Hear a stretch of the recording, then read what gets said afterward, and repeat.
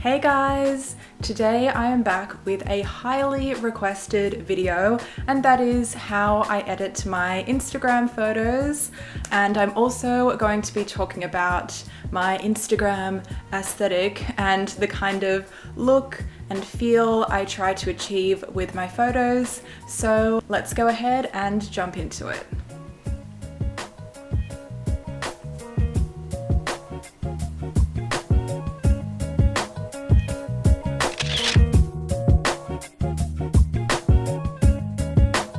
So here we are on my Instagram page.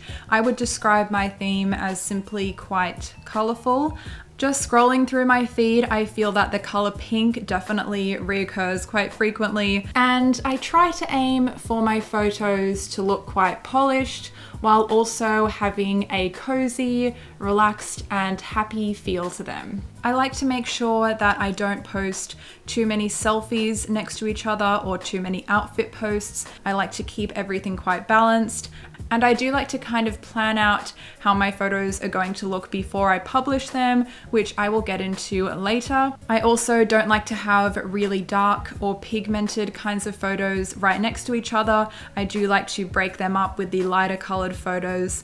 So overall, I really just like everything to look quite balanced in terms of color, the color tones, the brightness, the contrast. Even if the photos don't look identical in terms of a color scheme, I want them all to have the same kind of vibe, if that makes sense. Hopefully it does. So here on my phone, I have a folder of potential Instagram posts, although some of these I have already posted, but I'm going to keep them in here for demonstration purposes. I've got a little variety of pictures here. I'm going to edit a few different kinds of things, such as interiors or places, photos of myself, and an outfit photo. So let's go ahead and jump into editing some photos. Now, a photo like this looked pretty hideous before I edited it. I find it difficult to edit photos really well on an app. I just find it very cramped, and sometimes they don't have all the features that I need to get the best result with the picture. So I will go into Photoshop and just play around with the brightness and contrast and curves and coloring and a bunch of other things like that. It may look like I spent ages fixing up this photo, but this literally took me about 5 minutes. And I'm not going to go into depth about that because I know that not everybody has applications like Photoshop, and this isn't a Photoshop tutorial, but I do like to kind of pre-edit my photos in an application like that is a little bit more professional and can get like the really good results that I need, because I am very particular about the quality of photos. Same with these pictures that went into this outfit photo. I do like to pre-edit them on my computer before I collage them together. And I did already go ahead and crop these because the background behind me in the mirror was a little bit messy this day. Social media is a lie, you guys, okay? Basically though, what I'm trying to say is I do like my photos to look really good before I bring them back onto my phone, before I put them into any apps on my phone, including the edits in Instagram. So now I'm going to go ahead and edit some photos just as an example for you guys. Going back to what I was saying before, even though my Instagram doesn't have a super consistent color theme, I do edit all the photos in the same way, and I feel like that gives them a very subtle consistency.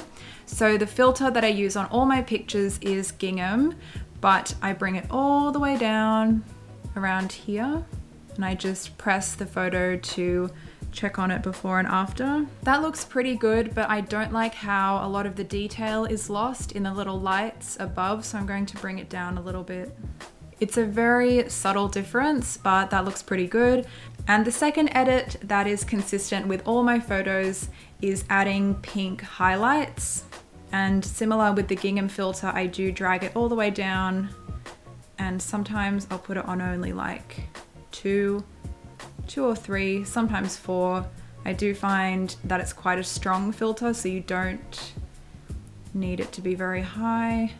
And then I'd probably crank up the sharpness a bit because I took this photo on my iPhone, so it's not going to be as sharp as a photo taken on one of my better quality cameras. So that's before, that's after. Not a drastic change, but it's those really subtle edits that make my photos look fairly consistent. It's all I need, just those little edits. And I may even go in and just pump up the brightness a bit more, but the gingham filter already did kind of lighten it a little bit, so I don't really need to go in with that one. This photo of myself I have already posted to Instagram, but I'm going to edit it from the beginning for the sake of this video to show you guys my process. And by the way, before anyone panics about me wearing shoes on a bed in this photo, those shoes were actually brand new when I took this photo.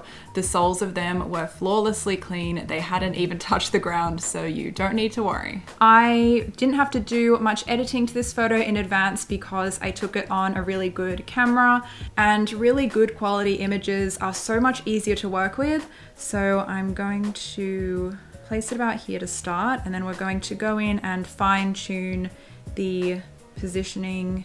We're going to use the headboard as a guide for centering the photo, as it is quite a focal point, and conveniently my head is right below the center of the headboard, so that's really good.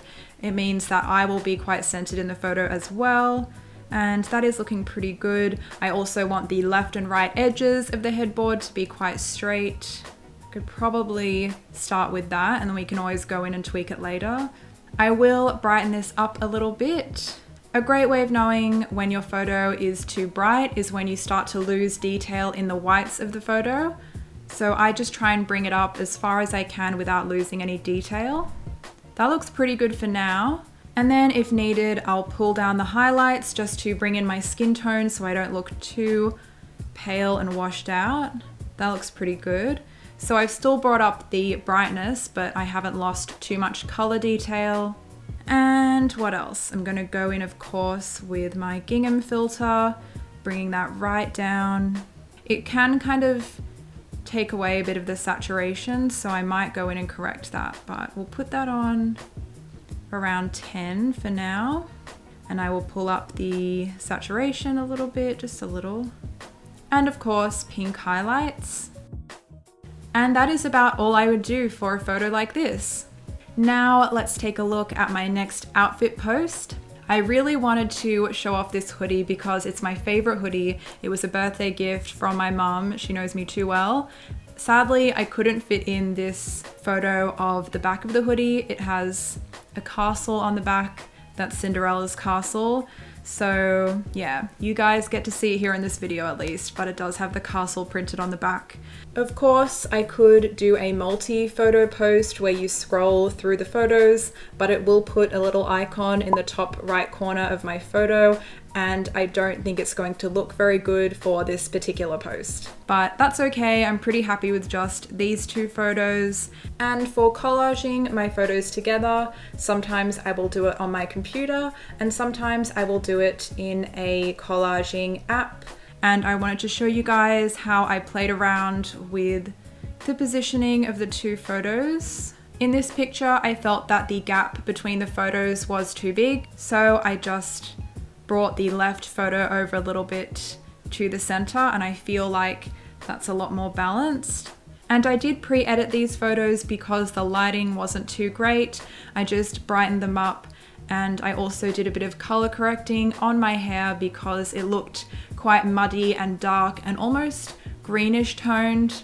Obviously my hair doesn't look like that in real life, so I did a little bit of color correcting on that just to lighten it up a bit. So I'm going to start off with the gingham filter. That looks pretty good. I don't want it to wash out my skin tone too much though. And then I might even brighten it a little bit. Probably doesn't need to be brightened. And then I will increase the saturation just to bring back a bit of the color in my face. And that is looking pretty good. I'd maybe go a little heavier on the gingham filter, but I like the filter to look quite subtle. I feel that for my particular theme that I'm going for, I don't want the photos to look too heavily filtered.